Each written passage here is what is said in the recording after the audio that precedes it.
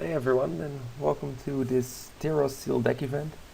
I'm going to guide you through a little bit of deck building first, and then we're going to play 4 matches with a Theros Sealed deck. I like Theros a lot. I had a lot of fun playing with it already, and I think there are some really nice things to learn from this set. So let's take a look at this pool, let's see what we can make of this, and let's see how the games go afterwards. Um, And one thing I noticed in Theros is that it's very important to have your interactions in order. Individual power level is lower overall, but the cards do combine to make a lot of a better combination. So let's dive into this pool. For those that can't see the cards right, I'll make them all a little bit bigger. Here in white we have a foil rare, that means we have one extra. There's a lot of dorks, the Eidolon, just a Grey Ogre Phalanx Leader. There's Sphere of Heliod, which is a very good card. And the rest of it is just creatures. Celestial Archon is in here, which is also a very good card.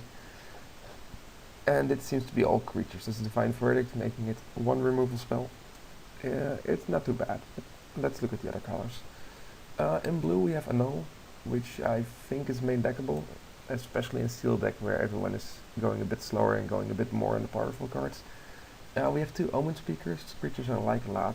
They stop a lot of the early game creatures and they provide an amazing amount of card selection.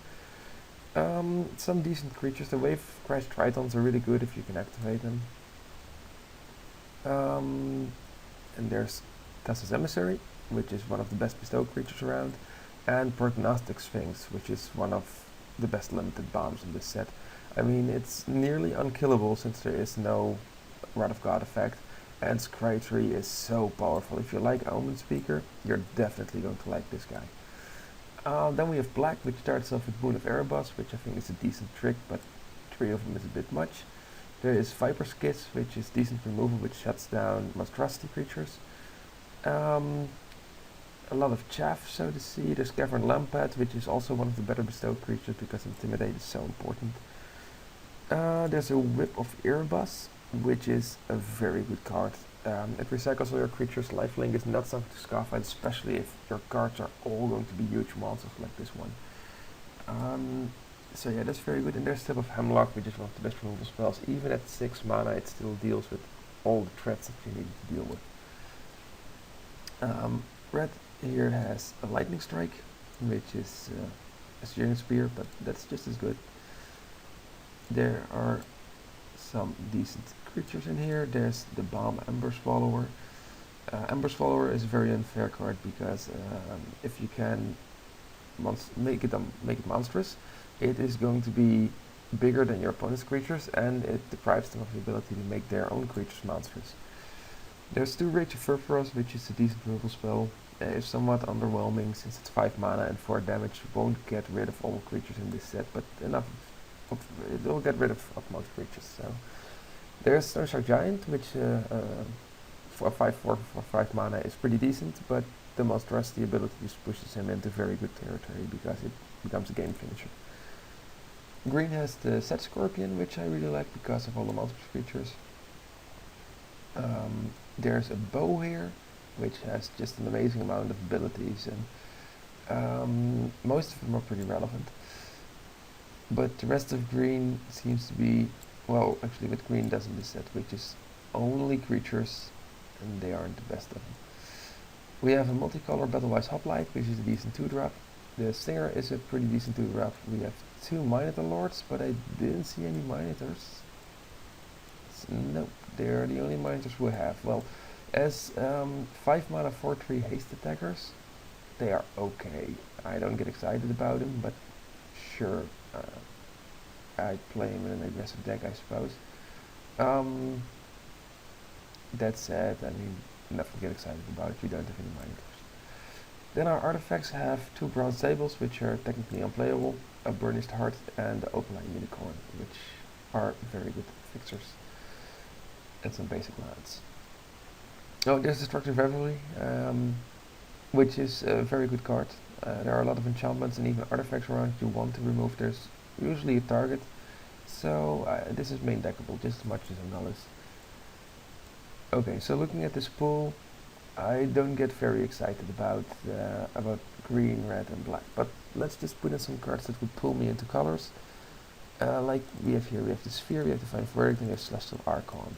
I like those cards. The rest of it is just dorks. I mean, they're good dorks like Wingsteed Rider, but I'm not seeing too many targeted effects. We have the bestow creatures, but that's about it. No combat tricks here. Then in blue we have, well, I like Omen Speaker, but I'm not going to put it as a pool. The only pools here are the Tessus Emissary and the Prognostic Sphinx. Sort by color. Two really good creatures, amazing creatures, but once again, the really cards in the support team of blue doesn't have anything that could target them, so they will just be stupid dogs.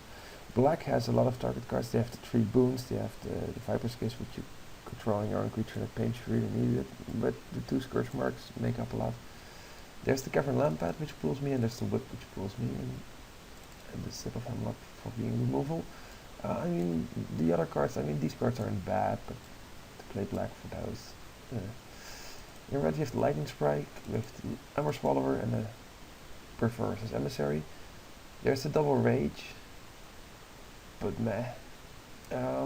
Spark Jolt and Dragon Mantle are good cards to trigger your own heroic cards, because Spark Jolt can just basically cycle with Scry 1 and trigger something heroic on your own side.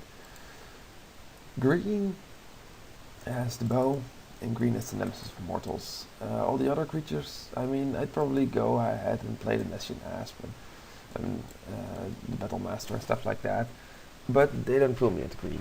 Just the bow and the nemesis. And I include the nemesis because he's more than just fat. He is decently priced, and he will get to be 10-10 at one point in the game, which makes him really good. These cards don't pull me in any direction either, and these 2 fixers establish for me that we can actually pull off a 3rd color. I would like to have had Unknown Shores as well, but these 2 will do if you want to splash. But looking at the cards that we have selected here, all of the really good ones are double white, double blue.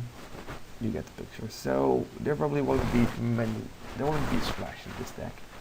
I don't think it's worth it. We might, want to splash the Perverse Emissary, the Lightning Strike if we need something to finish, but I think all of these colors provide a nice finisher. So the question is, what are we going to do with it? And the great thing that this pool is lacking is spells that target stuff. If we want to go for a heroic deck, we need to include black in it. We need to have those boons and those Scourge Marks, and as far as target spells go, these aren't the best of them. So I think the heroic plan might not work in this.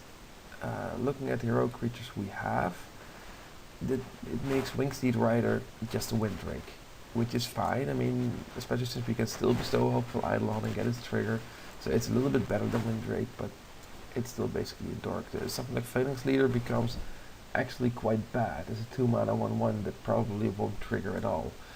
Wave Crash Tritons just become stupid walls in the absence of target spells, and something like Centaur Battle Master becomes a Nessian Courser, but then 2 mana more expensive.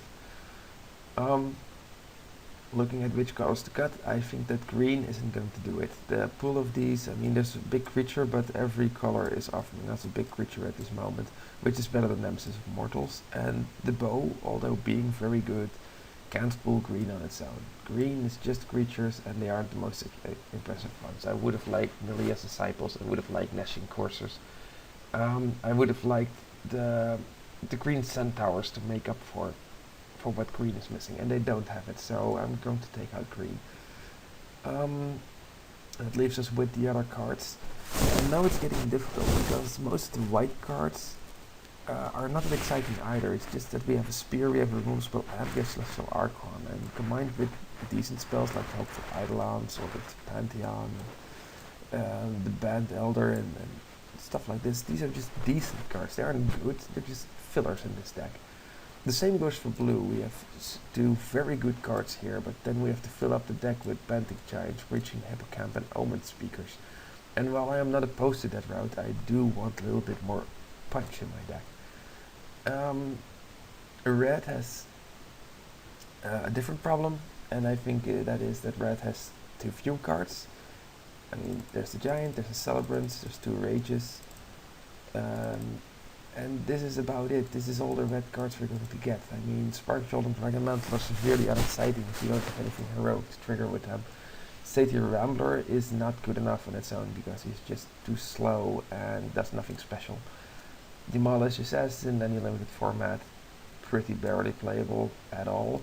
And Portal of Betrayal, while looking decent, just does not fit this format. This format is too controlling, and while there are some very good heavy cards that you want to steal, everyone is preparing for facing heavy cards. So even if someone has a 10-10 Nemesis of Mortals that you are going to take with Portent, they probably already figured out that they would need to protect themselves from something as a 10-10 Nemesis of Mortals.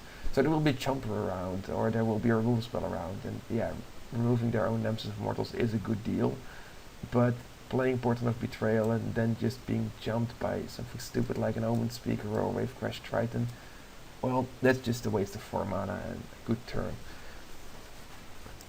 So with these red cards in mind, I really like to play red. I really like the Ember Swallower. I don't dislike the other cards, but I just think it's not enough. Just going to put them back for a moment. Which leaves us with the option to either play blue, and then we get these cards. I'm just going to put them all in.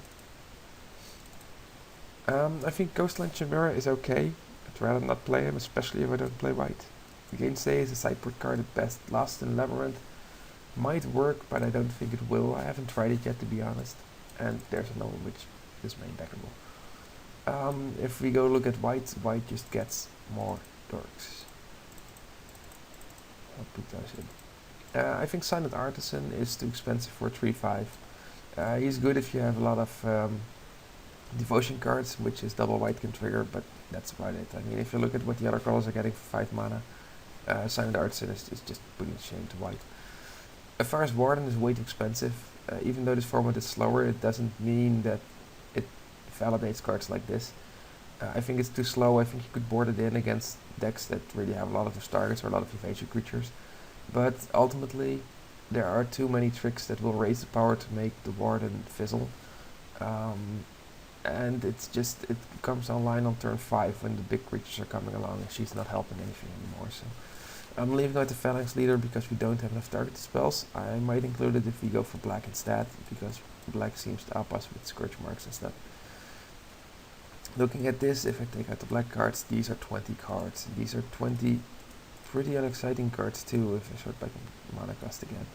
But this is actually a 4-drop, this is actually a 6-drop, and this is a trick, so this goes there. And what we look at now is a deck with a lot of stupid dorks. Creatures that do nothing, this does nothing, this does nothing, this does nothing. This deck cannot finish a game. We need to wait for one of these two creatures to show up to finally win a game. And to make matters worse, we're probably going to have to play Silent Artisans or Coastline Chimeras just to beef out this deck. That's horrible. There's the Battle-Wise Hoplite. Okay, I forgot him, so he gets in. You can always play the Unicorn or the Burnished Heart if you want to, but these creatures aren't going to win games for us either. This looks severely unexciting, so I want to take a look at black. Now the real question is, which color do we want with black? If we pair it with white, it enables all of the white heroic cards, which at this point are just the Winged Steed Rider and just the Phalanx Leader. So that's not much, but it's more than we had. If you pair it with blue, it enables the same amount of heroic cards, namely 2 of the Tritons. 3 of the Tritons. And I like the Tritons a lot better than the white cards at this moment. So these cards are going to go out for a moment. There we go. I'm not saying that the white deck couldn't be better. We might even want to board to something white if we don't go for it main against the slow deck with lots of... which gives us time enough to develop these cards and then win on Prognostic Sphinx. Let's see what black gives us. Let's put in the playable cards. I think Martial Return is borderline playable. Sure, it can do some good card advantage, but if you really want it, I'll put in both the Scourge Marks, as we'll be running low on spells anyway. And I'll put in 2 boons. I think 2 boons might actually be too many boons. I like boon, but I don't like it that much. I think Scourge Mark is a little bit better, even though I'm not excited about that one either, but we just need cards to trigger off these things, and well, cycling for a little bonus is as good as anything in this deck, I suppose. There's only 14 creatures. Um, of course, the Grey Merchant will do some good work with these cards, and Scourge Marcus comes from 1 black too. This is 24 cards. Oh, you get the bonus Shipwreck Singer, which is a really good card I found. Forcing your opponent to attack with cards or just use their utility cards in their turn is very powerful. The -1/-1 is actually very relevant against a lot of the white and red aggressive creatures too. There's 25 cards, so this is too many cards. I'm going to cut something which is going to be 1 boon. And I'm going to cut something else which has to be a non-creature spell in my opinion, because we don't have so many creatures and the ones we have are rubbish. You really need to wait for the Prognostic Sphinx or the Benthic Giant to win this once again, but with the addition that we have a little bit more in the flying department, and we have the Intimidated guy and we have the powerful whip. But if the whip is more powerful, then the spear is debatable. And when we put it on a 1-on-1 basis, I think that white might be actually just as good as black. So the real question is, what do we want? Do we want to play these black cards? Do we want to play these white cards? And to be honest, I'm not really sure. Since we have only 3 minutes left, I'm going to make a decision real fast. We can even try, I'll just put all these black cards in a pile. And I'm going to real quick lay red on this to see what happens. Black cards. Putting in the red cards. The red cards give us a little bit more oomph, but as you can see, way too few cards. The Spark Jolt can go in, the Dragon Mantle can go in.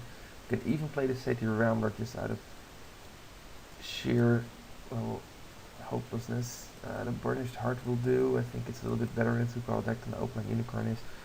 But this deck isn't exciting either. Sure, there are a lot of good cards, but now we are lacking on the removal part, and I don't feel this is working. Once again, it might be a sideboard option against some decks, but I don't think it does. All in all, looking at the black cards, looking at the white cards, I think the white cards will do a little bit more for us. I'm just going to put them back in. Why the white cards? Well, they may seem like stupid dorks like the rest of the cards are, but at least they have Celestial Archon, which is a valid bomb, which is only rivaled by the Whip of Erebos and the black cards. But we also have the Spear of Heliod, which is just as much as a bomb, which is only rivaled by the Whip of Erebos. So we get more bomb potential for the price of playing a little bit more of the stupid dorks. So we're going to play the Traveling Philosopher, we're going to play Ghostlight Samira, we're going to play Silent Arts. I actually might want the Burnished Heart more than any one of these cards, especially since we now only have 1, 2, 3 targeted effects. We might even play Lost in the Labyrinth just to trigger off a Wave Crash Triton and get a Scry. I think that actually might be worth considering more than the Burnished Heart.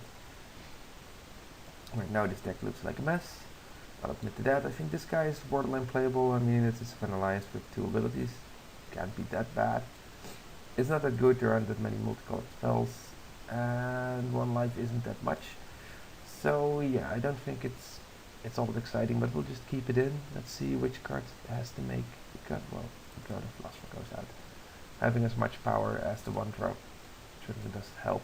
We might actually consider playing the Phalanx Leader just with the limited amount of cards that we have, but I think it's not really worth it. I don't know about this deck. I'll be honest about it. I don't think this is a very good deck. I think we'll be siding a lot to just test out the other decks, and I could really have used more time with this pool. Yeah, I might have actually tried out green, even though there aren't a lot of fatties. Just a couple of fatties would do. This deck, it has to win the Prognostic Sphinx on the Celestial Archon. I'm not sure if it can do that. I'm hoping it can. I'm hoping one of the Flyers with Teslas Emissary can maybe make a dent. But no, I don't think this is a deck to be very excited about. Let's get on to the matches and see how it goes. I'm going to add land. I'm going to add 9 plains, 8 islands. Why? Because we have a lot of double white cards, and we have not so many double blue cards. So, with 10 seconds left on the clock, yeah, I hope this misses. I've had some problems with submitting decks that weren't submitted after all, so doing it with 10 seconds on the clock is a little bit risky. But, well, I hope Wizards just gets to solve these issues. The beta isn't what it should be yet. And even though I know they're pushing it, there's still a lot of things in it that need, well, fixing or restructuring. I'm not going to take a break because our first round is starting.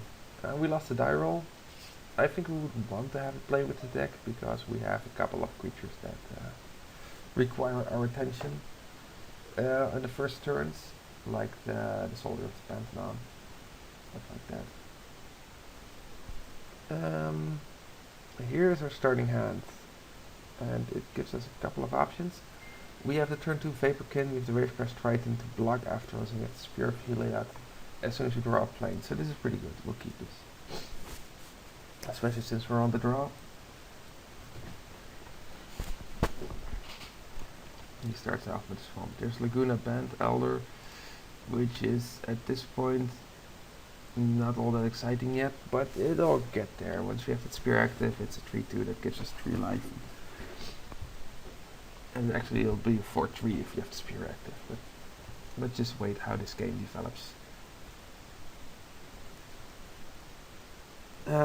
We have a Breaching Hippocamp in hand. Oh, sorry.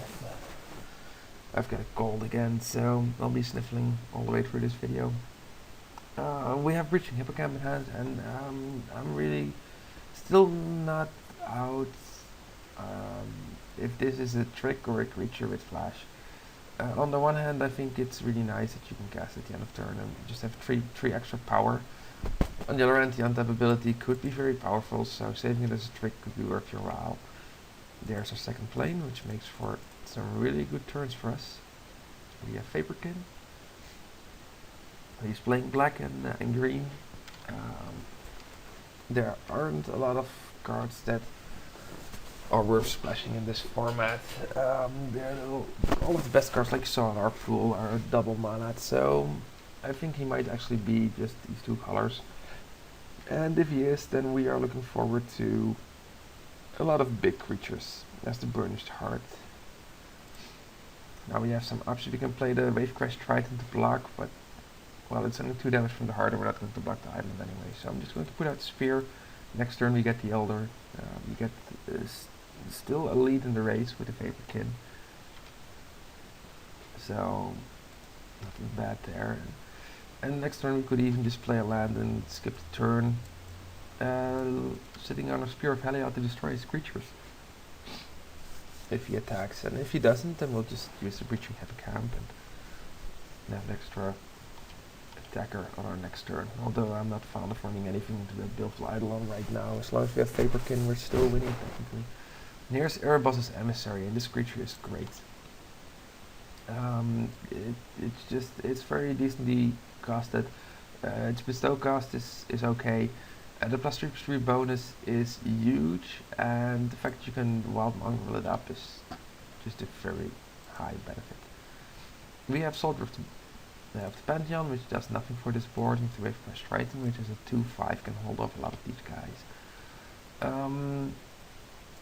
So we need to consider what we're going to play. We can play the Soldier. It can block the Erebos' Emissary if necessary, and we have the Laguna Band Elder, which can just block the other guys, or the Triton, which can also block the other guys. So what do we want? I'm not sure yet, but I do want to play 2 creatures this turn just to have more board presence, and then from next turn go sit on the Breaching Hippocamp. I think the Laguna Band Elder has more of a board presence, so I'm going to play him.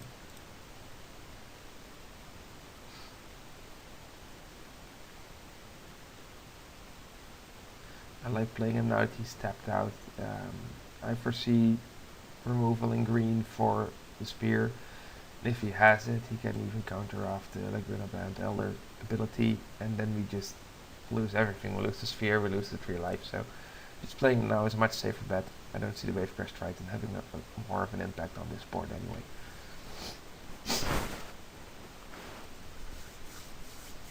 Okay, there we go, 3 life. And we follow up with Soldier of the Parthenon, which is basically just a stupid orc right now, but it's something we can run into our opponent's forces. I mean, I don't mind if he trades with a discarded creature, I don't mind if he trades with the Baleful Eidolon, it's all good.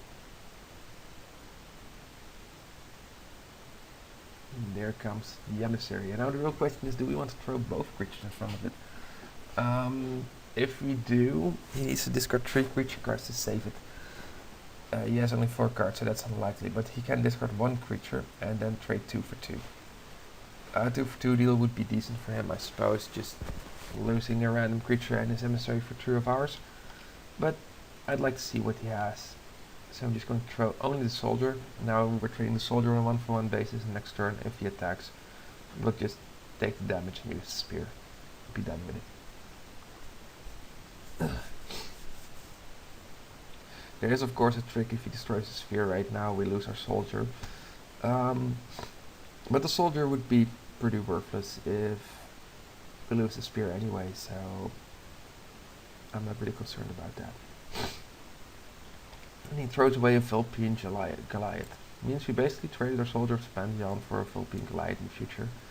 And since I have no doubt that we will actually be getting to 6 lands unless he keeps on screwing up like this, that's pretty okay.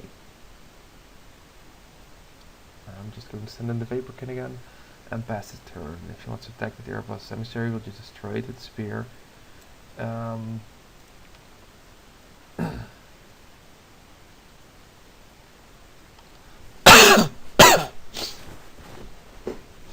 He's going to sacrifice the Burnished Heart, and there we already go to his 6 lands, so next turn would be Philippine Goliath time.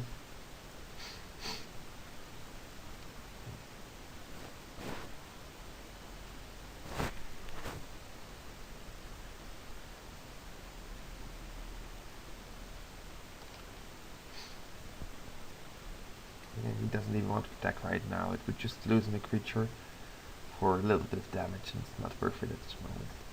And there's a Sip of Hammerlock, which he uses on our Vaporkin. That's okay. We'll just wait for something else.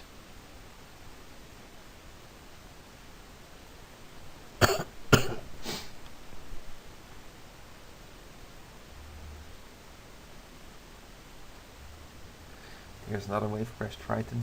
I'll just play the land, play out the Triton. We still have mana for the Spear, we have an extra blocker, we have time. And we're just going to wait for Celestial Archon or Prognostic Sphinx and win the game on that.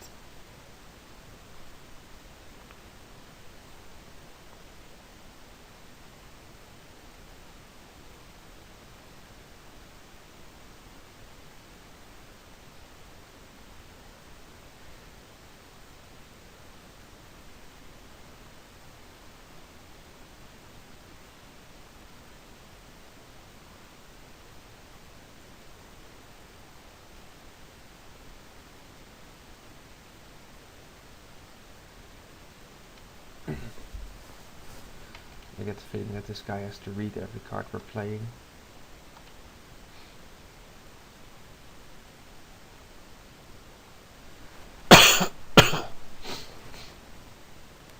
And there's Reaper of the Wild, and this is actually a very good creature. It can get hexproof, which means that we can't really destroy it with Spear. And it can gain Death Touch, so we'll have to double block it with 2 creatures and go 2 for 1 on the Reaper. That's not something I look forward to, but well, we can do it. There's no land. I'm just going to play it so we can play the Breaching Camp. It's really cheap to get this guy hexproof too, so well, actually, I'm just going to play the Wave Crash Dragon. Just to have another creature on board.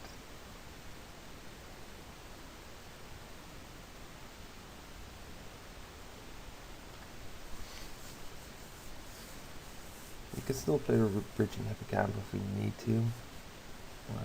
The thing I'm worried about right now is that he might have... he's going to bestow it. Well, now it's going to be a problem. Now we're just going to need to have to attack really soon. Can't block that, so we take 6. Now I can make an attempt to destroy it with Spear Palliate at end turn, but it'll just give hexproof. I can also play the Breaching Hippocamp and have an extra attacker and just swing all in, because I don't think this is a range we're going to be winning.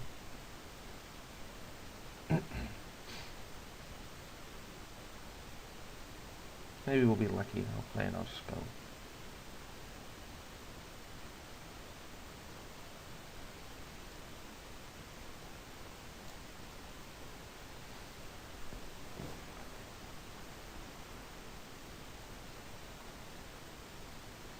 I could just destroy it, make him give hexproof and hope we draw something that targets a Wavecrash Triton. And then tap it down for turn, but I don't think that really is future plan. I think we would play the Breaching Hippocamp, just attack with everything, block one of these guys with the Emissary, and he'll trade off a 4-power guy with the Eidolon, he'll take 6 and go to 5. And if he has a creature, we are dead, but I'm pretty sure we're going to lose to this Reaper anyway, so I'm just going to play the Hippocamp and see what we draw.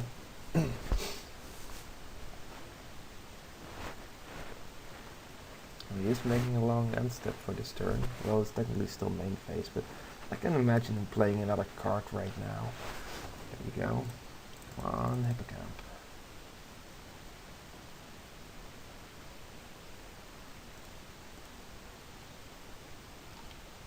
Okay, so... And it's a target spell that gives lifelink. Wow, this definitely is the best draw that we could have had. Right now the real question is, what do we want to put the Eidolon on? I'm guessing a Wavecrash Triton, so we can tap down one of his creatures. And if you tap down the Emissary, you won't have an Emissary to be on the backswing. I don't mind this Eidolon trading for one of my creatures. If I bestow the Eidolon on the Wavecrash Triton and tap his Eidolon, and he blocks our Triton, then he dies. So he has to trade the Emissary. Unless he has a creature card, in which case he just kills one of our creatures, but still takes, well, at least 9 damage in the process. That's a pretty good deal too. Especially since we gain the life, he won't be, well, in a very bad shape on the backswing. So, yeah, I'm just going to bestow this on the Triton, of course.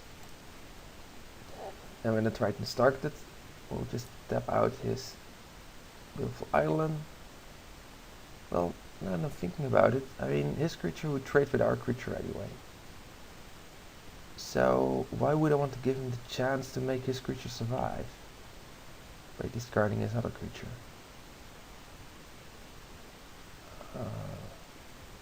I'm dealing him 9 damage anyway if I tap the Emissary. Yeah, I'm just going to tap this one.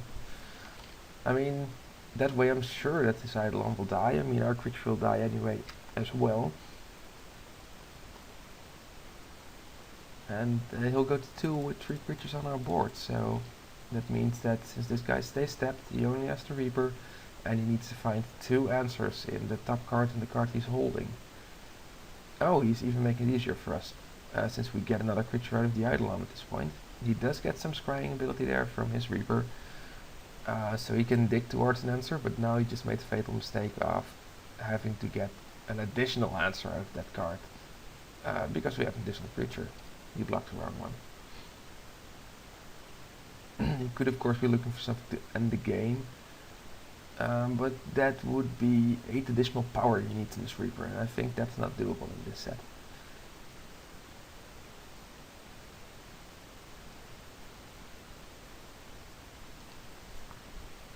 Oh, this is one of the points where the beta also really needs to work on. I think I now need to open the chat window to see what he's going to do with his cry spells, because the game doesn't tell me anywhere in these zones, so I'll just have to wait and see what happens. He's still looking at his card, and if I'm right that he doesn't play a lot of Magical Line, and he's waiting for me to respond. Oh, his first cry resolved. What did he do? He put it on the bottom. And he put the other one on the bottom as well. Yeah, I don't think there are any cards in this format which can save him at this point. Well, there might be the card that makes him gain life too, but it's only 7 life that he'll be gaining. And I'm pretty sure I've covered 7 damage right now. And there we go. First game is for us. Reaper of the Wild is going to be a problem, but cards. But so is the Prognosis Sphinx going to be for him. And from what I've seen, so will Celestial Archon be. Let's see what we will do with this deck. We can play the waiting game because he has already shown he has some cards. We could sideboard to black and get something to block the Reaper with if he gets the Gathering Lamp on it again. I don't think that's really worth it. I mean, if we can block the Reaper, it's just it's still a nuisance, but it's It's still the same nuisance. Oh wait, we forgot to put in the Battle-Wise Hoplite. Oh, that's so stupid. Because he was in the multicolored pile. This guy's really good. Even if we can't heroic him, it's still 2 mana 2/2, which makes him basically Traveling Philosopher. But if you can target him, like by putting something like this on it, he becomes immediately very powerful. You get a free card in the scry, well, almost. And the plus one counter is pretty relevant. So yeah, I'm for sure we needed this card. Makes even more power to last in the Labyrinth, which gives us, well, 2 times scry 1 and some fun counter if you do it end of turn. Not much of a combat trick, but sure it'll work. Let's see which card we are going to drop. I think this card might be very good against that 4/5 guy, which we can negate with this. So I'm just going to take out Soldier of the Pantheon. I like him. He's also protected from multicolor, so he can block the 4/5. I'm going to take it to Frightened Fortune on him, which is basically a Grey Ogre if you can target him anyway. If we're starting with this hand is pretty good. We have some lands. We have turn 2 Vaporkin, turn 3 the Elder if we want to put pressure on. And we have some late game potential in the L-Seed and the Silent Artisan. Well, I wouldn't call this late game potential, but sure, he'll hold fort against some of the medium green cards.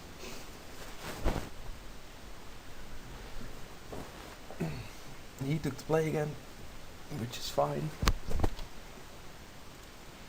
And you draw plates.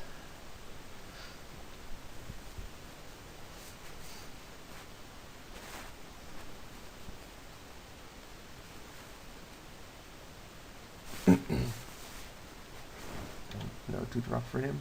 There's Prognostic Sphinx, which gives us some very good future potential in Bomb that he cannot get rid of.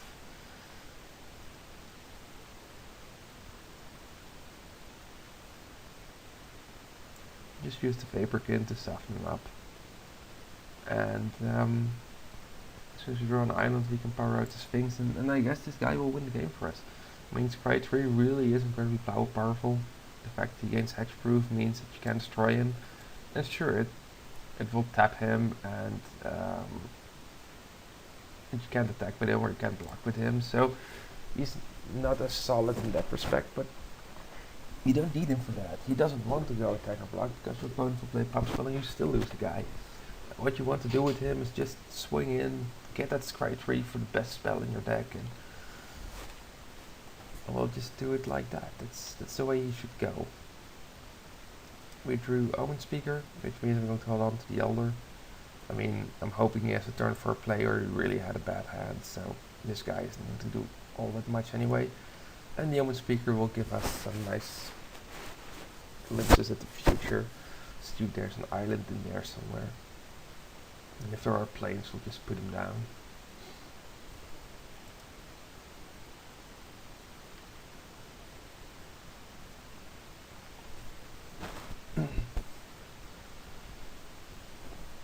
Okay, so we play another plane. And the Omen Speaker. We get the Scry 2. So give me those cards. There's an island, there's Battle-Wise Hoplite. I don't think we're going to need the Hoplite anymore. I'm going to this on the bottom. I do want to draw the island, so I'm putting this on top. I could have put the island down as well, because I know there are 6 other islands in the deck that we could draw, but I really want to play that Sphinx on turn 5, more than anything else. Well, he did nothing again, which is a bad situation. He's playing bad. There is a Boonsat here as the only flash creature he could have right now.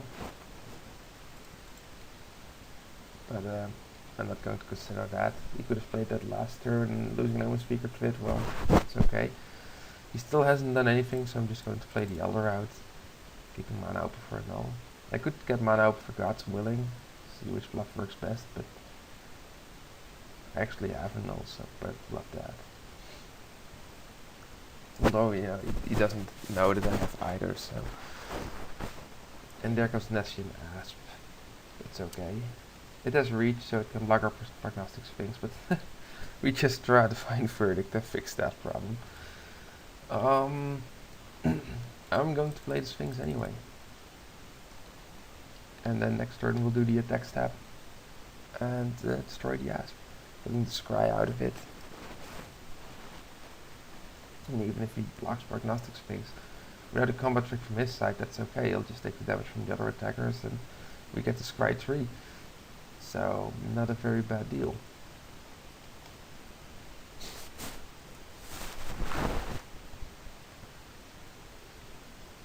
There's one more land. He does nothing. I'm just going to swing with everything and maybe not even Divine Verdict to see if I can trick him into making his Asp monsters. And only then Verdict, it would cost him an extra turn.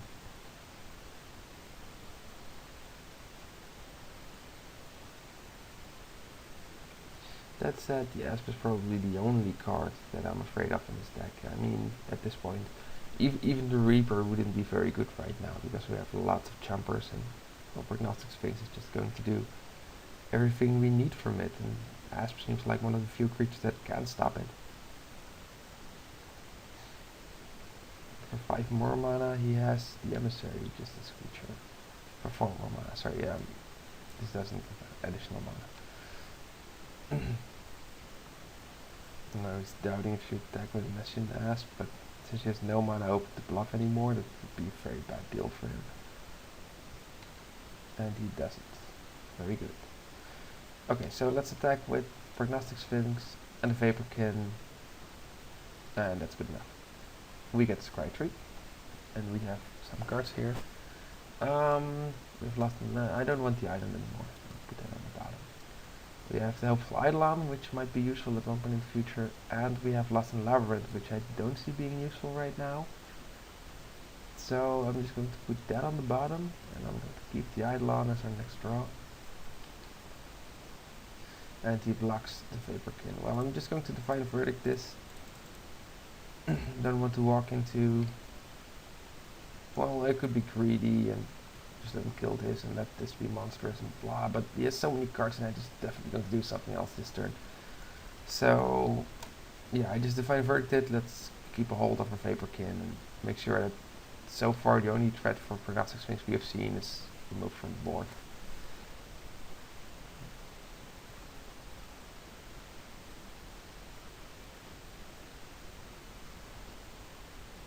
I noticed we could play Observant LC on the Prognostic Sphinx, making it a 5/7 Vigilance and just attacking. But I don't really see any more upside to this than that. I mean, the Asp is going to be a problem at one point in time. I'm not going to block the Emissary. I don't think there's anything that can do to me right now that I'm afraid of. But yeah, and there aren't many creatures that I want to Divine Verdict at this point anyway. He's going to use Time to Feed. Okay, gain some tree life. That technically is a turn for him, but if he doesn't make another play, I'm going to swing that damage off with these creatures.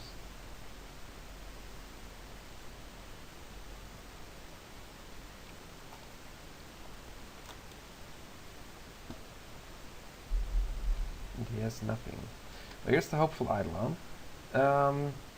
So what are we going to do now? Let's see, I want to keep this one to pump up one of these creatures to be able to attack into anything he lays in a couple of turns. But I think the extra life could be very useful, so I'm going to put this on the Prognostic Sphinx, giving it lifelink. It's pretty relevant at this point. Well, we still have a lot of life, but it invalidates any race scenario he has. And now I don't even feel remotely unsafe by just attacking with everything. Ah, he has a Savage Surge. Okay.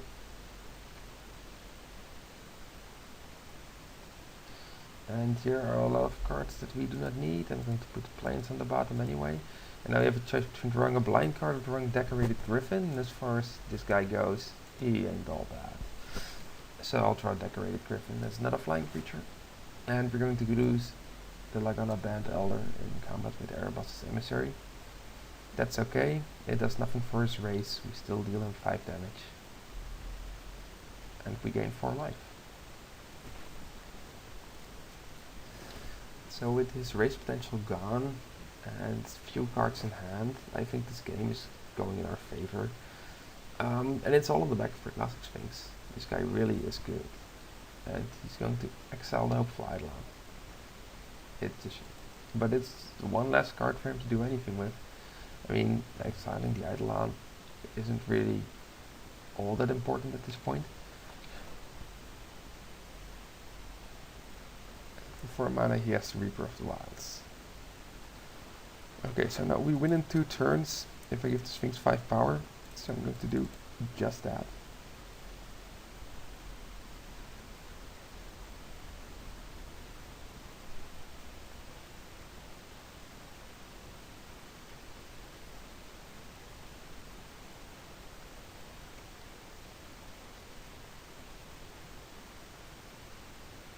This guy doesn't accidentally have reach or something.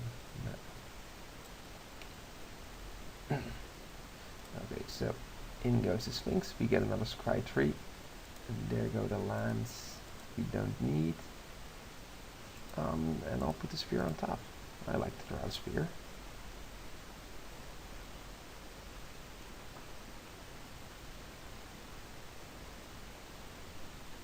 Well, maybe playing the Observant I'll see it instead of the Divine Fecundation would have been better, just for clock purposes. But as we can see right now, there was no way he was going to race us with the cards he had. And if he had other cards, then we'd still have the lifelink creature. And, I feel pretty confident that it was a good play. I don't think playing the Observant All Seed would have been a worse play though. It's just a different one. He's going to take 5 because he can't do anything about this. And now he has 1 turn to find an answer for that Sphinx.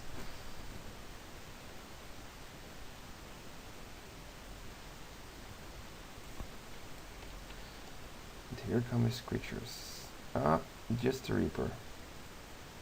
I'm not going to block the Reaper with anything. As soon as one of my creatures dies, he gets a Scry, and although I don't think that's really relevant, I'd rather not have him do that. Here's a Spear, which I'm not going to put down because I don't think that's relevant either.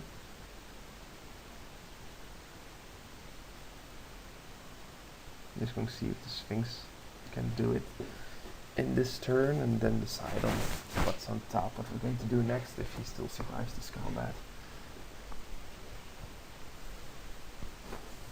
He might have the Fog, the stretched turn, but that's a really bad card.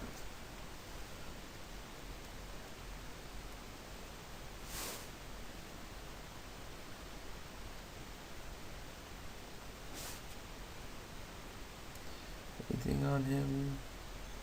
Oh, here it comes. He has Lash of the Whip. -4, -4 is doable. I mean, I still get to do 1 damage and get to Scry. If I give him Hexproof, he'll just tap, so sure. Make him small.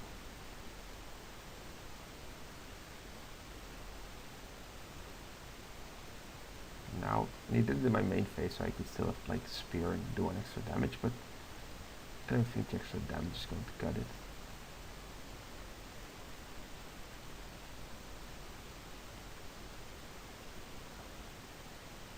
Now with 2 mana left, I don't think there are any cards that he can have right now to finish up the Sphinx. And I don't know what he's waiting for. This guy's just slow.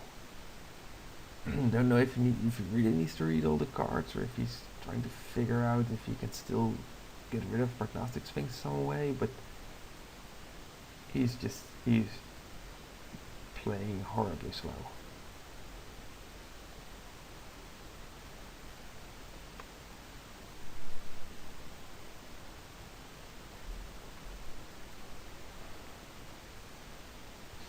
There we go into combat. Use Prognostic Sphinx. Get the Scry tree.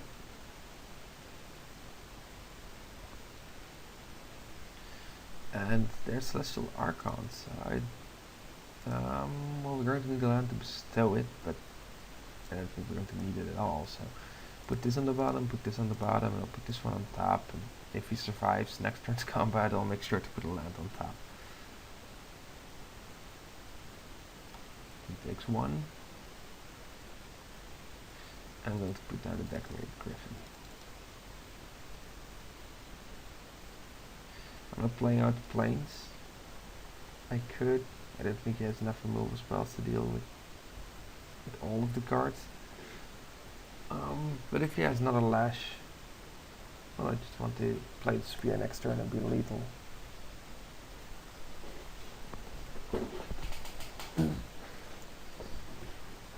And, well, you know, if we are going to want to bestow Special Archon, we have two turns for 2 lands. There we go. Just going to hold on to it. And he's just conceding the match. Okay, so we won the first one. Well, this is what the deck would probably do. Just stall out and wait for one of the bombs to win with. And the Spear, the Sphinx, and the Archon all 3 can win the game for you, so that's not all bad. I do think his deck wasn't that terribly good either. He had a couple of good cards, but what did we actually see? I mean, look at this game. He had a Reaper, he had an Emissary, and he had, you know, a couple of mediocre cards. There isn't a creature in here that costs less than 4 mana, so he probably would have keeled over from an arena athlete at any point in the game. Also, his trick, I think Savage Surge is one of the worst tricks in this set. Simply because the other tricks are so much better. Even the Ordeals are probably better. I think the Flash Enchantment that gives +2 and 2 is better. Sure, this is a good card, and I understand that he boarded it in against the overload of enchantments that we have. I mean, we need to get rid of the Sphere. He didn't even see the Archon, but yeah, you would have boarded it in against the Archon. There's a very expensive removal spell and a very conditional removal spell, so... So yeah, this deck could have used some work. I mean, sure, this format is slow, sure, this format needs card interactions, but with these cards, well, I don't think they would have got against a lot of decks, so that's the first match, so I'll see you in the second match. Hi everyone, this is the second round of the Theros release event that we're doing. We won the die roll, so we're going to play. And we start with a hand that is lacking 1 color of mana. We do have the Omen Speaker to see if we can find the planes.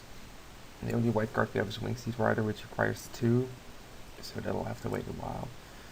I think the Omen Speaker and the Triton can hold off a pretty long time, so I'm going to just try this. This would have been a lot better on the draw, but on the play I'm willing to gamble that we can find a land in the top 4 cards.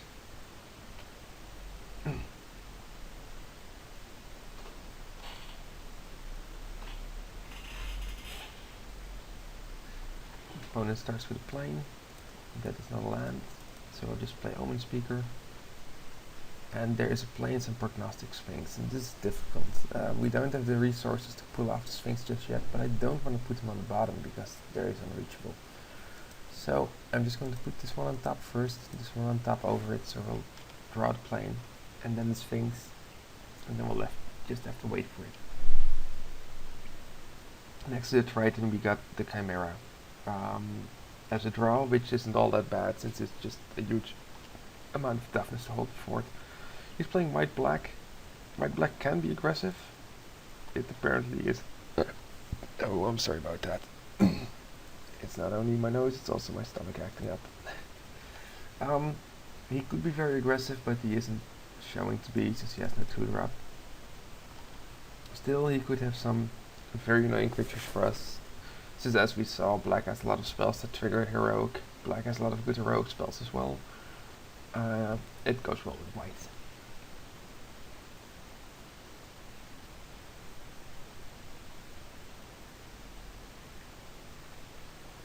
He has 3 mana. We're getting Guardians of Meletis. And that's a sure sign that he isn't all too aggressive. We'll just go in for on damage.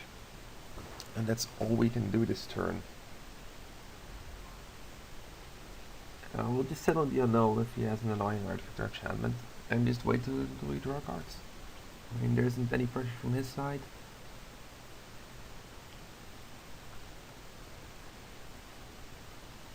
There we have Fellhide Minotaur, another very defensive creature that does nothing for the board right now. We have to observe an all seed, which isn't going to make a difference, so I'm just going to hold on to that.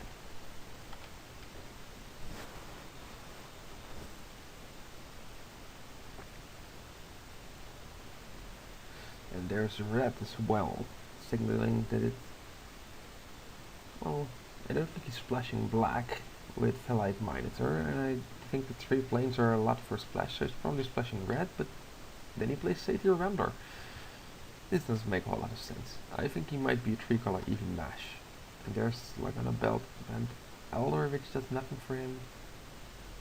So yeah, he has a board of stupid dorks, and we don't have a land yet. We could play the Alseed so we can trade with the Elder, but the only thing I'm worried about right now is that he's just going to bestow something and make it huge. We can handle these creatures. There are a couple of tricks that we need to play around though, so blocks won't be the best. 5 mana, Underworld Cerebrus. That guy's good. Yeah, that's going to be a problem. We're going to need to find for it for this and the land. If we draw the land first, we can just bestow the Eidolon on the Wavecrest Triton, tap it a turn.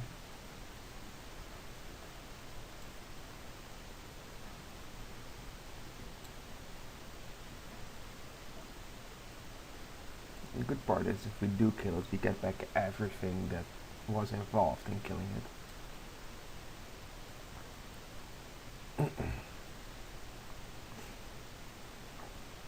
I don't know what he's trying to prove with this attack, but I'm just going to block like this.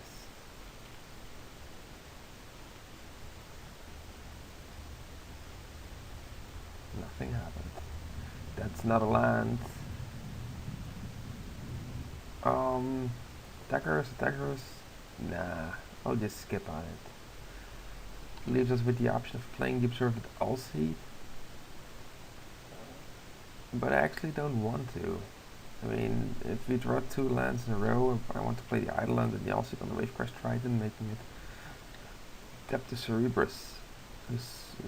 So, no, we're not going to do anything. We're just going to head to our discard step. I mean, we get those creatures back, right? There you go, Stupid Giant.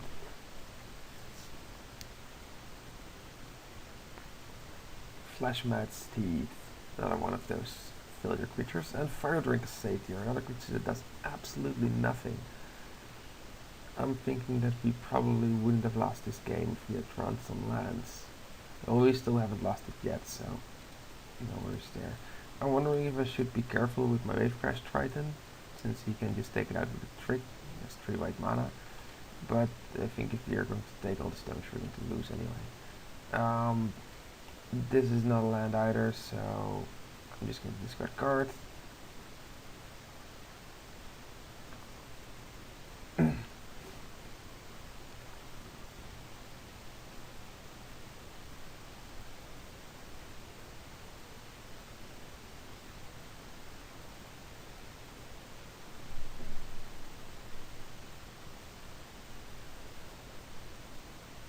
now he has... I mean, look at these matchup creatures too. A lot of fairly stupid creatures and a wall. I'm going to counter this. No thank you. Saves us a discard step too. Where he gets it back from Cerebrus. And he's sending in everything for a whole lot of damage. I think the best block is just to kill 2 of his creatures. And I think we'll lose them anyway. Well, we have to hope for Eidolon, which can stall us up a bit. So yeah, we'll just go to 1. Take a damage. Flash Mad Steed triggers.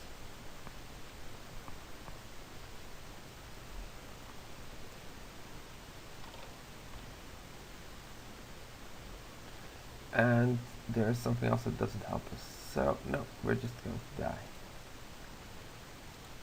That's a shame because, well, we could have drawn land and we'd be done with it. This guy goes in again. I think this card might actually be worth a while against him with a lot of his tiny creatures. So we're going to take our favorite trade route out again. Seeing as he is basically an aggressive deck, I think you might want the Coastline Chimera more than Silent Artisan. We did show the wall too. We can board in the Traveling Philosopher, and we can even consider going to black to get access to the Singer, which will be very good against him, and the Sip of Hemlock, and some early game creatures. I think this build is still better with the defensive creatures. And the white cards, oh, he threw out my rider. The white cards holding their own. Actually, if that much, we might want the Sip of Hemlock more than Divine Verdict. Yeah, I'm going to board it over anyway. After looking at the cards, I mean the white cards are all pretty good and stuff, but the black cards just work a little bit better against them. I mean, there's another removal spell that's easy. There's the Scourge Marks with target, and the Boon, and the Viper Skins. I'll take the Flash Match D2. So now we have too many cards, so we need to drop something. We need to drop all these planes, we need to look at our time. Yeah, we want 9 swamps in this. 1 many islands, 9 swamps. 17 lands. Now I need to cut 2 cards. Well, one of them is going to be Coastline Chimera we put in because without white mana he gets a little bit worse. And the other one will be Yellow Chimera, I guess, for being one of the worst creatures in the deck. I can take out the Benthic Giant for not being all that good either. Let's do the Giant. I think a Chimera with a Scourge Mark can actually do something good too. Did I forget any obvious cards? What is the March of the Return that we could play, but I think we don't need it. Okay, so we changed the deck to the black part. I think the Sip of Hemlock will be the card that has the safeguard us against the Cerebrus. I'm tempted to give him the play with his awful mana base, even as a 45 card deck, but I'm still going to just explain myself. This is fine. We're lacking a second black for the Ferricus Cure, but we have Omen Speaker to fix that. I could have come out with a Swamp because I don't think we're going to cast an this turn, but I don't think I'm going to cast Ferricus Cure next turn with an Omen Speaker in hand.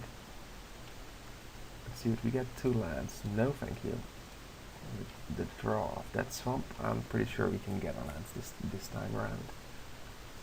And he has nothing yet. There are the lands that I was talking about. Just send Omen Speaker in. And he has all of his colors. And there's Observant Allseed. I can annul this, but I don't see the point. I mean, there might actually be something better than that in this deck, and well, it's not doing anything. We'll just slime into Omen Speaker. Drew the Viper's Kiss, which can kill one of his early traps.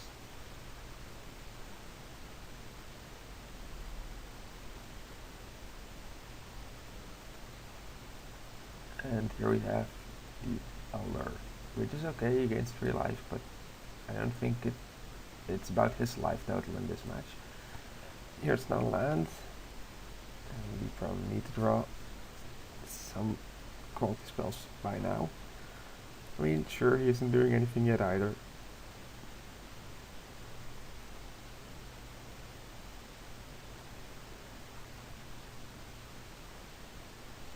And he has Return Centaur. The question is, who is he going to target? Targets himself. No, he targets us.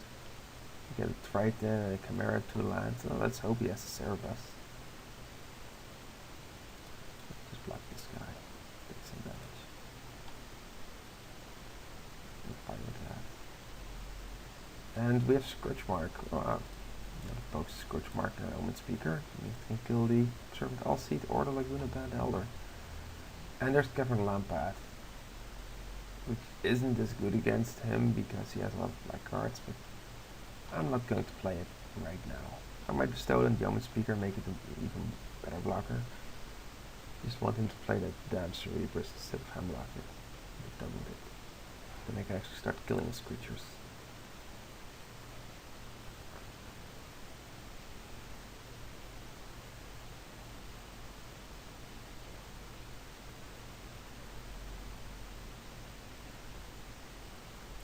Yes, Stone Shark Giant. Ugh. Do I need to kill that? It isn't monsters yet, but it's just attacking with these two. I'm going to play the Freaker's Cure on this guy anyway. Get rid of it. I'll just block with 2/4.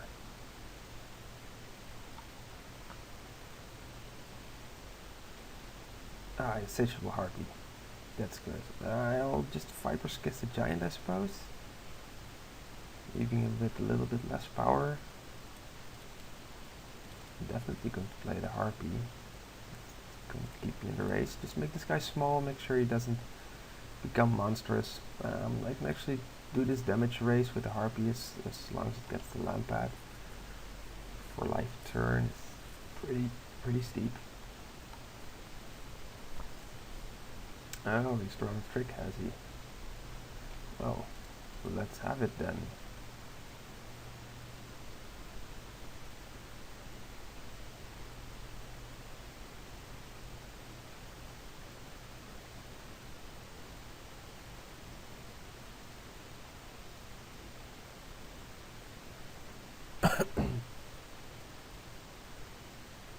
Well, he's stepping like this, it could be any trick.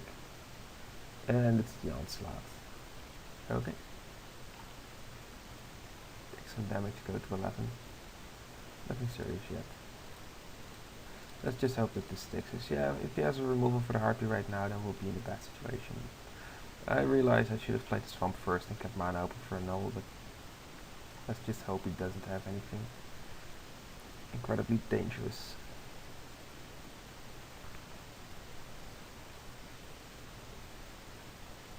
There's a Skull Cleaver.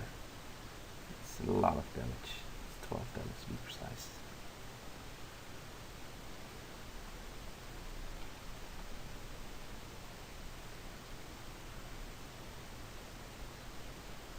There's another Swamp, another card we cannot use right now.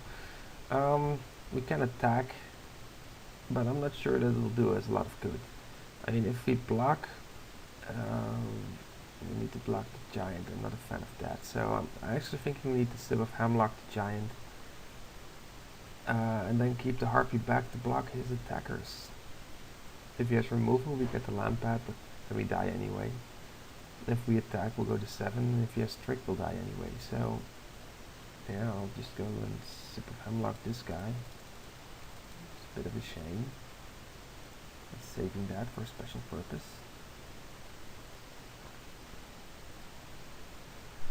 And I guess I won't attack.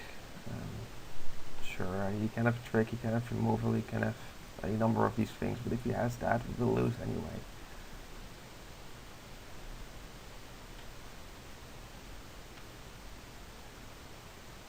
He has a Grey Merchant. Then we lose from the Grey Merchant. There are any number of cards he could have drawn right now. It's a shame. We just had 2 draws that were less than optimal. I think the black deck would have been better against him than the white deck, but this couldn't be helped. Well, I'll see you in the 3rd match then. Okay, so here we go for the 3rd round in this sealed deck event. We lost the die roll, but we have a pretty decent hand, so I'm going to keep this. We have a 1-drop, 2-drop, and 3-drop. If we don't draw a plane, if we do draw a plane, we get Spear. And our opponent is starting off with a mountain. There's the plane we were looking for. So I'll just run out the soldier.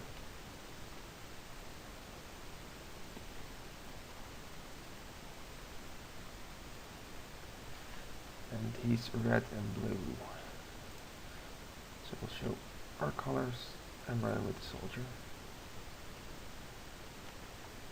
That's 2. And here's Fateful King. Someone with 2 mana open can always have Stymied Hopes. But I think the card's pretty unplayable, so I'm not going to play around it.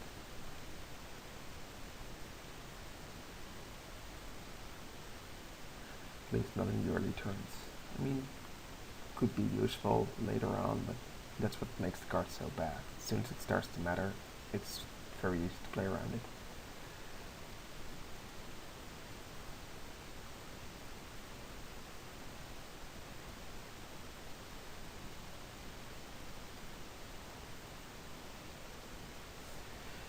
And here we have Spellhard Chimera, a 0/3 that our spear is going to solve for us.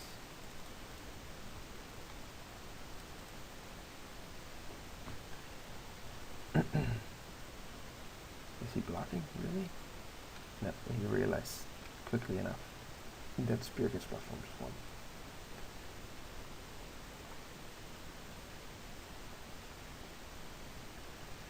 Now with red and blue open, he can have any number of tricks.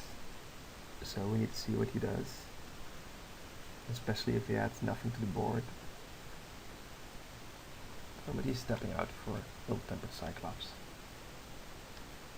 And that's okay. We'll just attack with both these guys. I don't think the Soldier is going to do any better than just trade with Cyclops. So I'll take that deal. I'll play the Triton Fortune Hunter after. Next turn we can put the L-Seed on it and have a big attacker and draw a card. This guy only gets more power when you play spells, so there's absolutely no need to put it on the Vaporkin. The Vaporkin will just trade at one point. That's okay.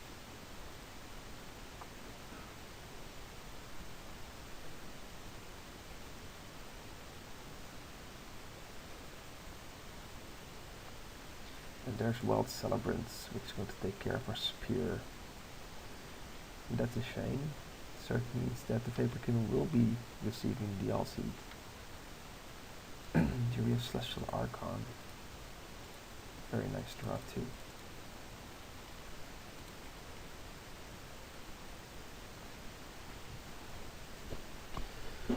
We'll just see how this goes. This is one of the upsides of the bestow creatures. You can still bounce Vaporkin at any one point, but we actually only lose the combination of Vaporkin with the L-Seed and nothing else.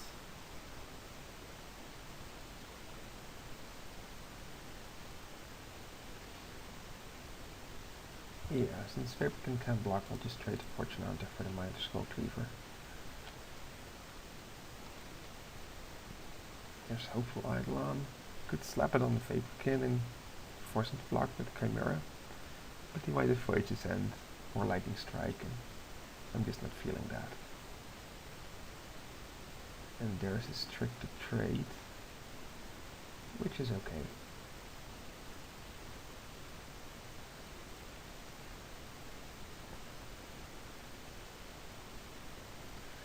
What did he do with the card? He put it on top, so it's probably a good card. Which means that I'm just going to cast the Archon. He can have a null, but he doesn't.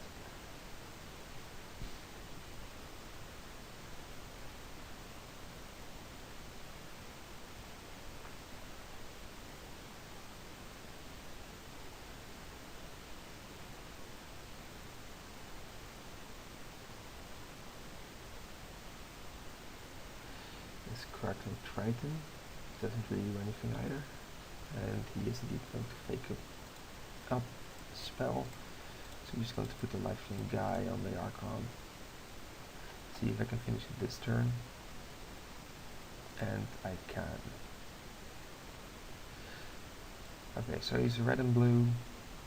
We saw some flying creatures. I don't think it's a very impressive deck. He lost the first round, got the bye in the second round, so he didn't actually win anything yet. I'll put in the Hoplite again. And let's see, I think the Annul might actually still be worth it. Lost the Labyrinth. Well, not too bad against him, I suppose.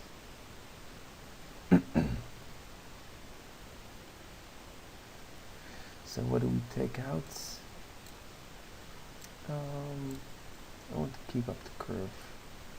Just something at the end, I suppose.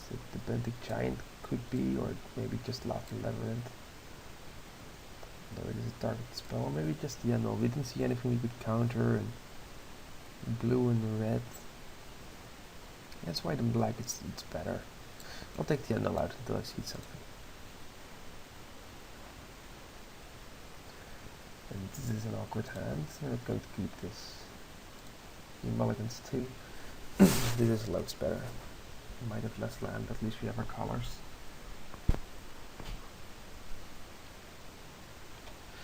And we can pretend to put some pressure on with the soldier. Oh, here we draw the Battle-Wise Hoplite. That's nice to drop.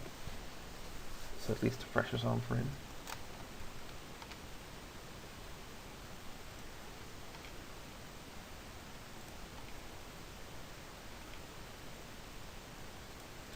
There we go. I could really use a couple of lands. He seems to be missing his red. See how much he can do with 3 islands. Not much apparently. Well, we don't have a third land either, so we'll just swing in.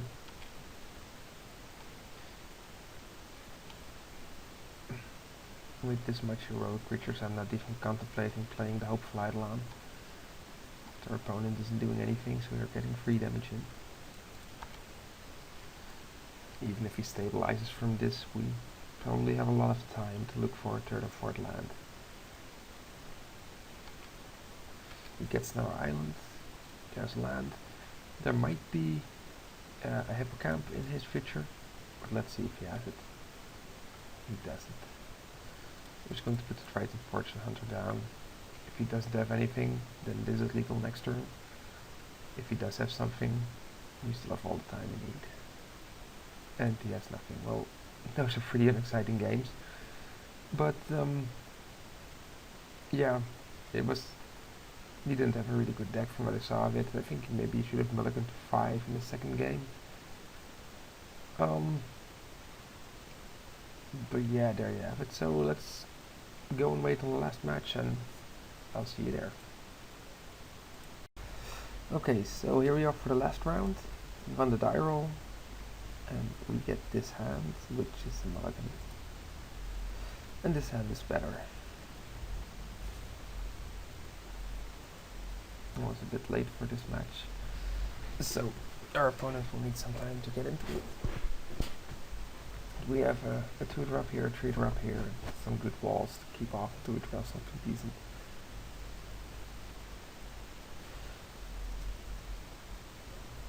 And there we go. And we keep this starting with island.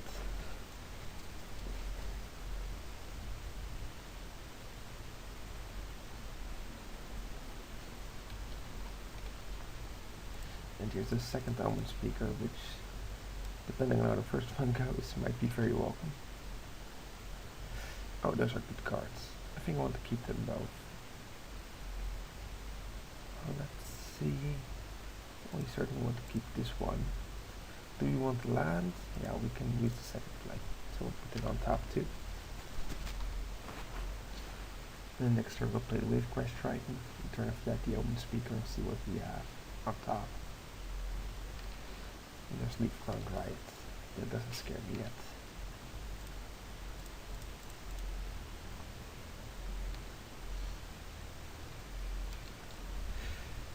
There we go. I think it would have been better for him to play the Leafground Riot as bestow. It's not that expensive. I don't think the 1-power Omen Speaker is such a threat for him. He needs to have a blocker, and well, he just can't attack. Well, we know the Archon was coming, so let's see what's on top now. A Wingsteed Rider and a land. Well, I have no need for this land. I do want that Wingsteed Rider. There's an island. We could have used the land to play the Celestial Archon, but I'm pretty convinced we will be drawing lands, and I'm really looking for spells right now. The Wingsteed Rider will be a good start. It'll just trade with the Leafground Riot right now. Oh, now I'm going to counter that. Could have attacked, by the way. Do 1 damage. I'll just attack now with everything.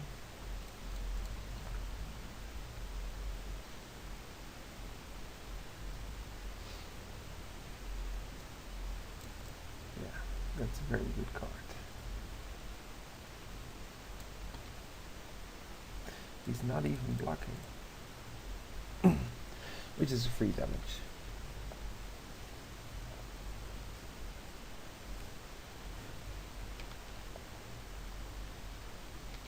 We're going to make that trade. I think I have something better to do with the Winged Steed Rider.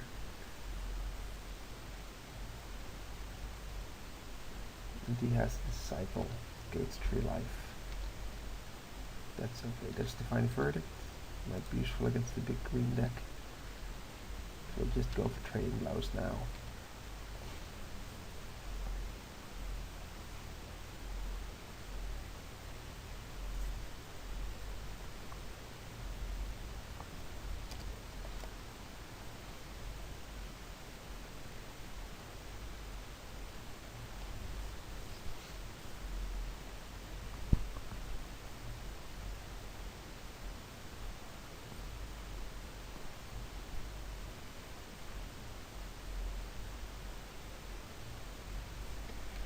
And another Disciple for an extra 5 life.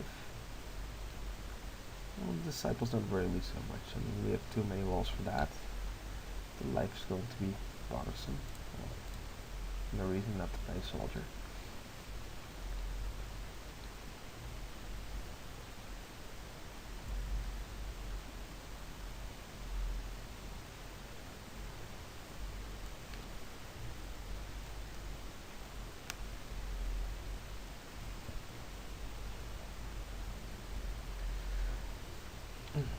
Let's see where this goes.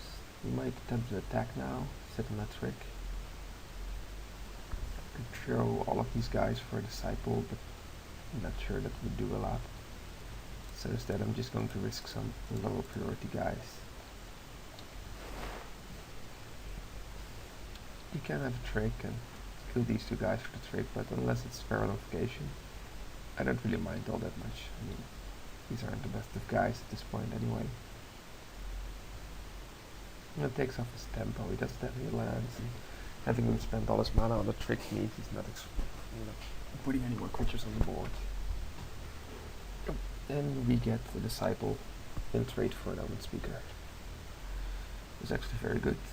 And it means we can counterattack, but he might have the Breaching Hippocamp, let's consider that.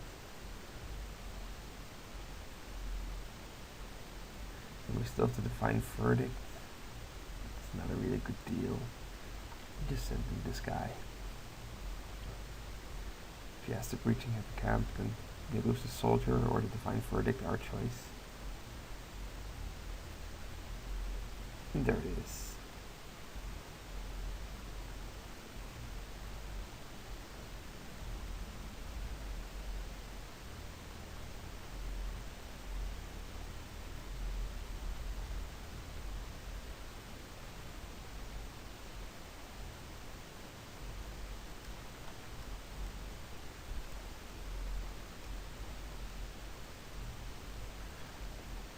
Yeah, I'll just let it die. Save the Divine Verdict for when it becomes relevant.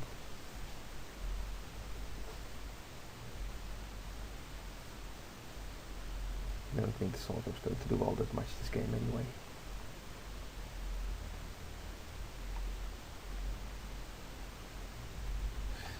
There they come. And let's trade the Breaching Hippocamp for an Omen Speaker.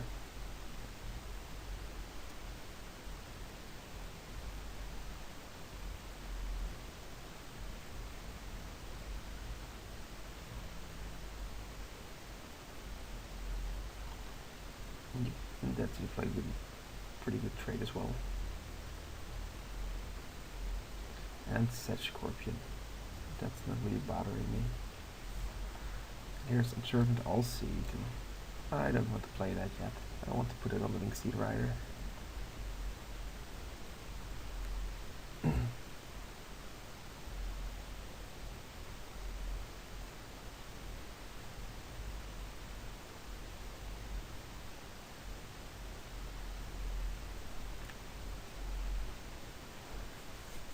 I'm figuring it really needs land by now.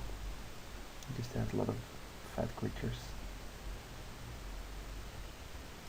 And we're in the same position. We just need lands. We have decent creatures, decent spells. Just waiting for a land to pop off. Order of Nylea. Well, that suddenly makes it very Divine Verdict worthy.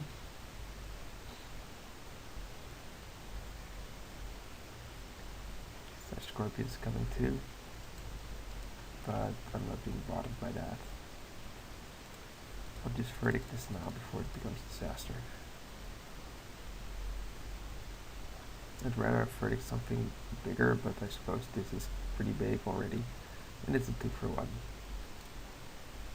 There we go, and take the damage from Scorpion.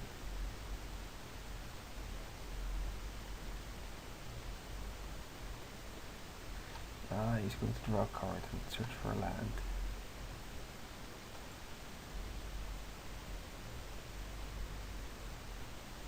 And he didn't find it yet, but we did. So we'll bestow the rider. Even if he has a null, it's still 3/3 and can do an attack. But now it's 5/5.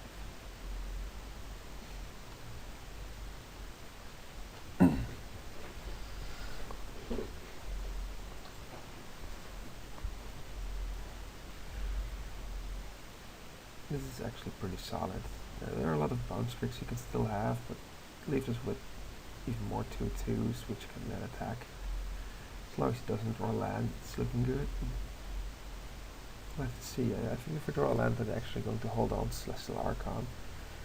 And bestow it on the Wave Crash Triton. Here's Grip Tide, so we're going to draw Wingsteed Rider.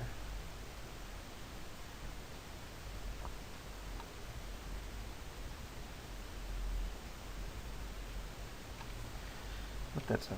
I'll just attack him with the L-Seed, see if he wants to trade for one of his creatures. Which is a pretty good deal by now.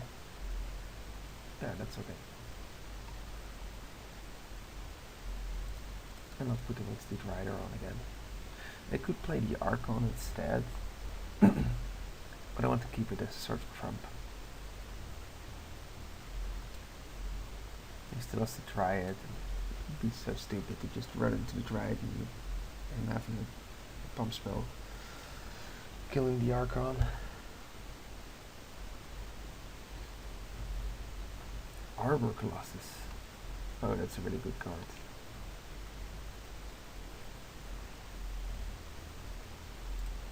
Oh, it's better than nothing.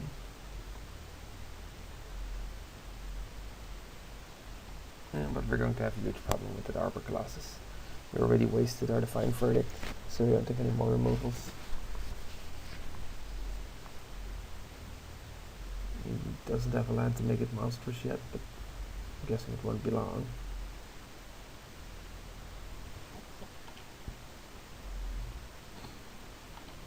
He's just going to swing in.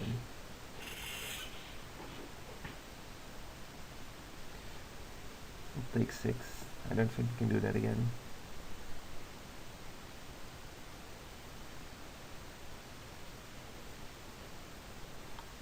And a big flying blocker. Okay, another creature that does absolutely nothing for us, so this is going to go south very fast. I'll just put him out there. Okay, I could play the Archon, but at the point he draws a land, I want to have the Archon to deal with things, and especially the Chimera he has. He's bound to draw some lands, and there's still 12 in his deck of 19 cards.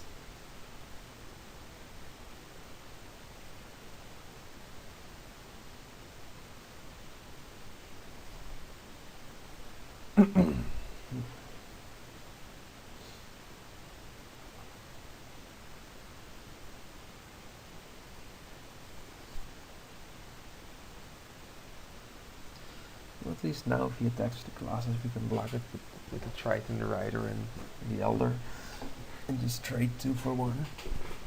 It seems to be the best deal we can get in the Colossus anyway.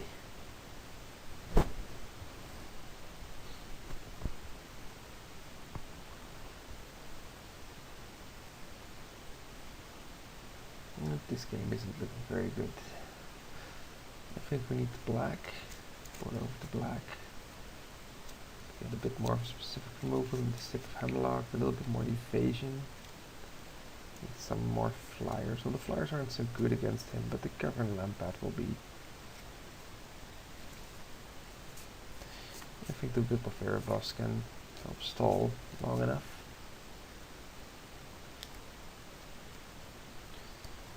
Nimbus Dryad. Yeah, that's okay. And he is going to offer us up the Arbor Colossus. Well, let's take that deal. I'll put the Gift Horse in the mouth.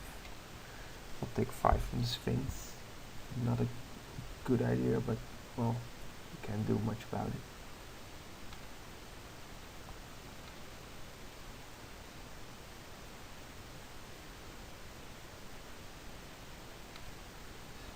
There goes Colossus, and here's Coastline Chimera, which does nothing for us, so we're just going to have to cast the Archon and go 2 for 1 in the Chimera as well.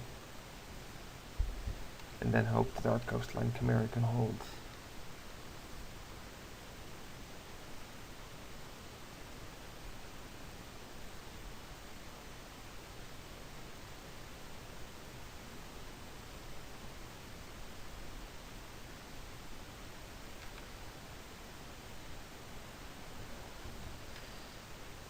Well, we can't not block, so might as well block with the 2 of them. I know we don't have pump spells.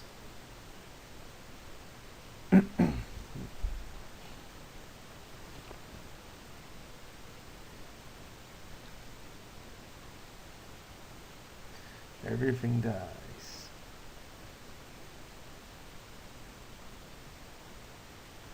But I'm still very concerned about the 5 cards he has left in hand, and there's bound to be some big threats in there, like an unblockable 3-2 and the Vaporkin. And that's it. We're just going to lose to the Agent of Horizons. This game did not go well. His deck definitely is better than this version of our deck. So I want to take out all the white cards. Put in the black cards. I think actually Disciple may make a difference here. Looking at his hand, taking out a big creature. The Harpy, Cure, Scourge Marks. Weird foil on cards again. Boom. I think I actually want one of these 2 cards just to get some card advantage, and I think that the March may be a little bit better this time around. So there goes the Coastline Chimera. Let's see what we have here. We of course have the plains that need to go out and become Night Swamps.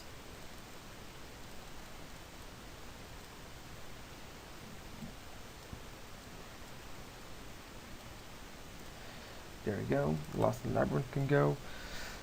And well, we saw a Nimbus Naiad and a bow, so I definitely want to keep the Annulin. Against green, I think the Benthic Giant might not be as good. Just generic fatty and green does it better, so we'll take that out.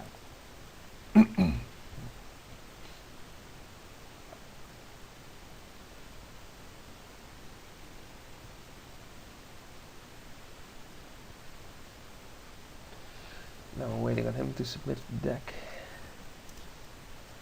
It's going to be a tough matchup. I mean, considering he already didn't have the best of draws and he still beat us pretty easily.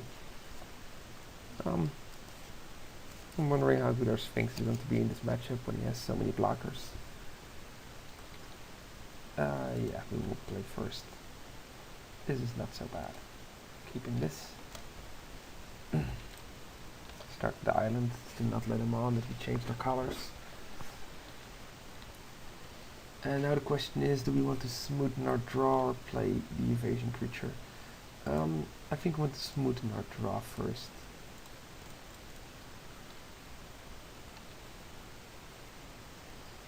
We have a null and an island. I don't want a null right now. I'll take the island down.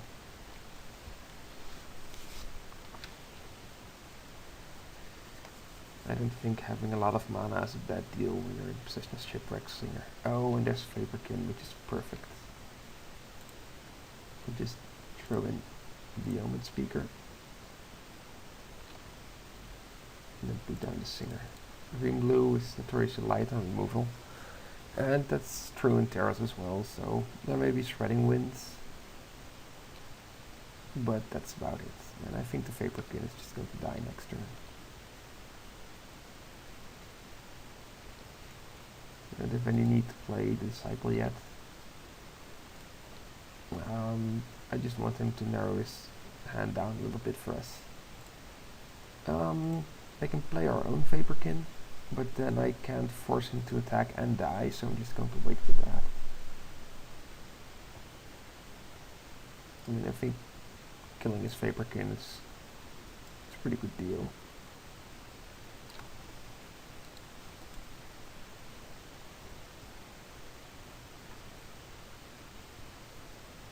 And he has Ordeal of Nylea. Then we're going to kill it with Farika's Curse, but that's okay.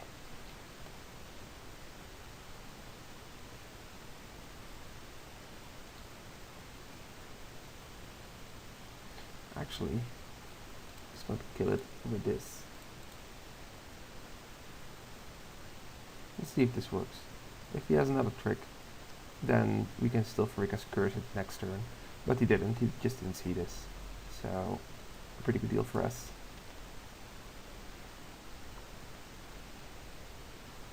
There we go, adding the Vaporkin. Should have tapped that better.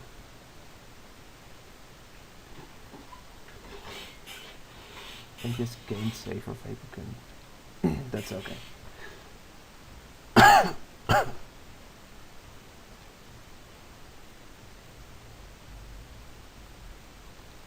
5 mana and he's not doing anything. It may indicate he has the Arbor Colossus.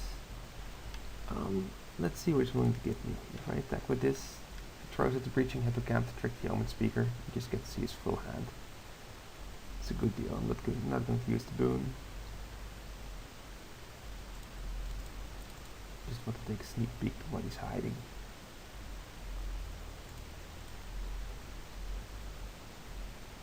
There we have it. He has an annul, which doesn't bother me, of forest, and I'm going to take the Disciple.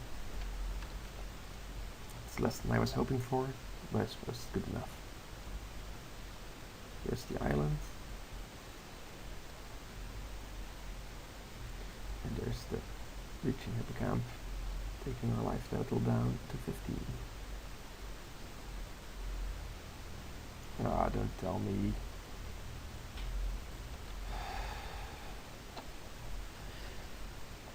That's a lucky draw.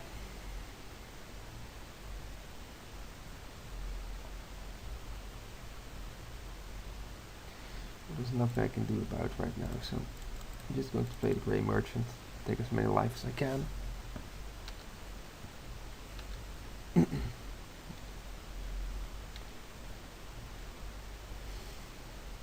I'll peter out a sip of hemlock.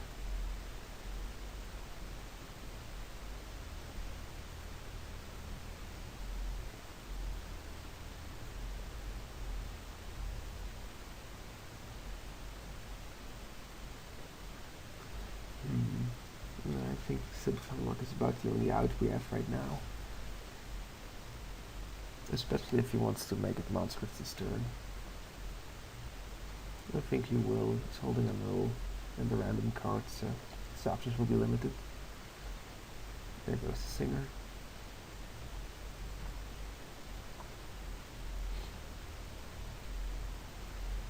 And in he comes for 9 damage.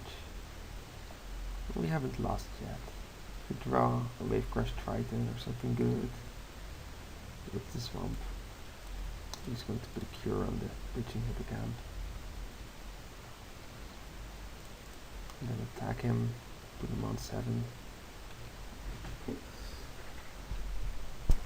We still have outs, we still have a couple of turns.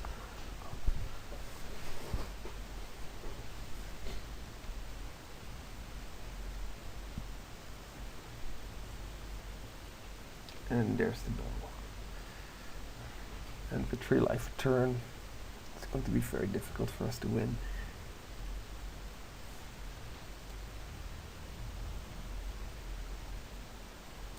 Yeah.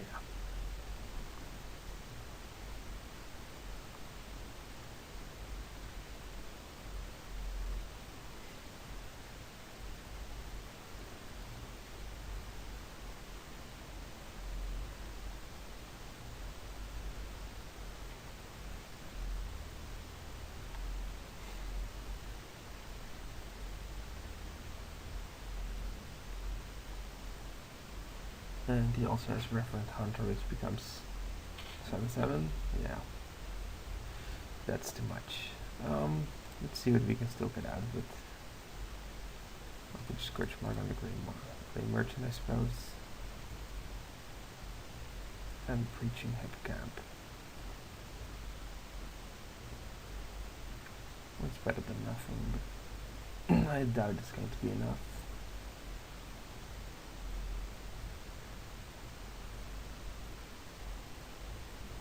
Let's just see what happens.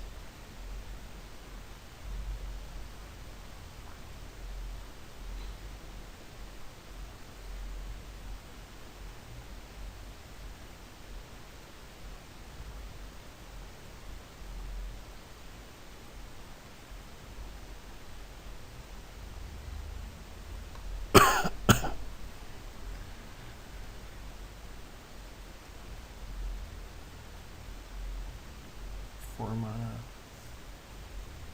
Not 4 mana. But he still doesn't know. You know that.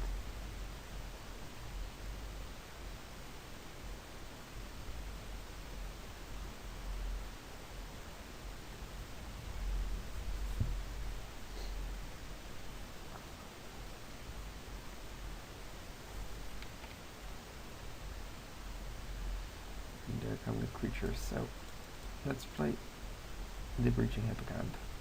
See if we can kill the Reverend Hunter.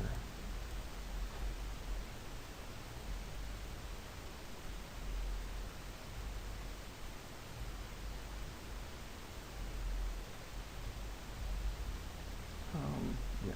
And this one blocks this. This blocks this, and this blocks this. And yeah, that touch too. That doesn't matter. Just going to regenerate one anyway.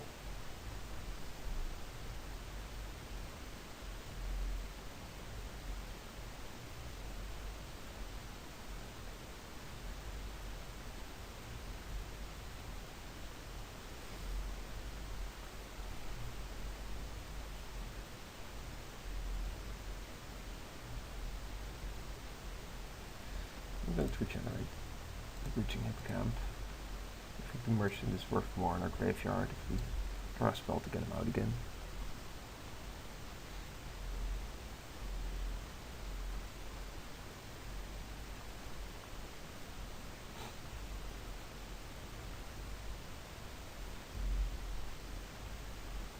There we go. Now on to that Sip of Hemlock.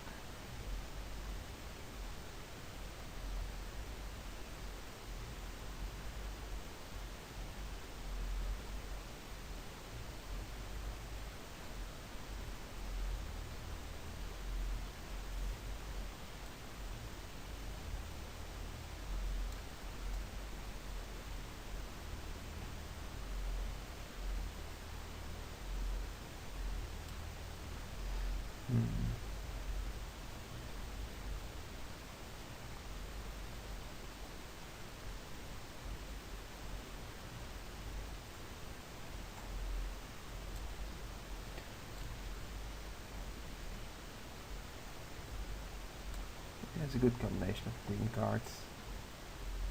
I'm wondering if his blue really was worth it. Maybe he had a better color. This green definitely is carrying stuff. Your opponent Lolly Luco has disconnected. Then we'll wait for him, I guess.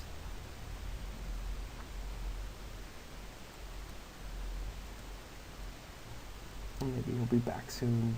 He has 8 minutes on his clock, so maybe he's timing out. I don't know. I'm guessing he'll come back and just win this in 2 turns. Completely depends on what we're going to draw at this point. That said, this deck wasn't all that good. We won 2 matches. I think that's pretty decent for this deck. Rares are pretty dominating in this format, simply because they either work very well with the synergy provided, or they, like the Arbor Colossus, do not need the synergy. They just aren't that good. The fact that the set is so synergetic also means that the removal is toned down to allow people to actually go ahead and use the synergy. So, of course, the powerful rares will be more powerful, as we saw 2 rounds ago in the Underworld Cerebrus. It's just completely bonkers. The Prognostic Sphinx is just so good in this format. And there are a couple of rares like that. So the rares are very defining. The fact that you had three very good ones. You had the bow, you had the glasses, and the Revenant Hunter. And the Revenant Hunter, well, sometimes he's just medium, but usually if you have like a Disciple or a bow, it's 3 mana for 4. It's good enough. We were lacking in the synergy in our pool as well. We had a lot of heroic creatures, but no way to target them, which was a shame. If we had had a couple of +2/+2 tricks in white, or maybe a couple of ordeals or anything like that, it would have been a completely different deck. So yeah, I think this pool wasn't very good. I think 2-2 is okay. And now let's just wait for our opponent to come back or not. And of course I'm hoping for not, because that's an easy win, but I'll admit that I already lost this match at this point. I do not think we can win the third game without getting extremely lucky. And we are very limited on outs, especially with the bow working against us. Even if we draw the Step of Hemlock to take care of the Arbor Colossus, any creature he draws is going to be lethal to us with our 2 life. And everything will have Death Touch, so we won't be able to block anyway.